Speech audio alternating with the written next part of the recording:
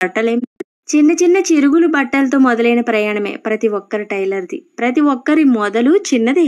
నేను కూడా టైలరింగ్ మొదలుపెట్టినప్పుడు కొత్తలో కస్టమర్లు పెద్ద పెద్ద బట్టలేం తెచ్చివ్వలేదు. ఒకరొచ్చి "ఇది చిరిగిందమ్మా, కుట్టివ్వి కాస్త" అని అడిగేవారు. ఇంకొకరొచ్చి "జిప్ ఊడిపోయింది కాస్త ఏసి పెట్టవా" అని అడిగేవారు. అప్పుడు నాకు బాధ అనిపించేది. నేను కొత్తగా నేర్చుకున్నాను కదా! అందుకే నాకివ్వట్లేదేమో అని. కానీ ఈ చిన్న పనులే నాకు పెద్ద పాఠాలు నేర్పాయి. ఆ చిరుగులు కుడుతూ నేర్చుకున్నాను.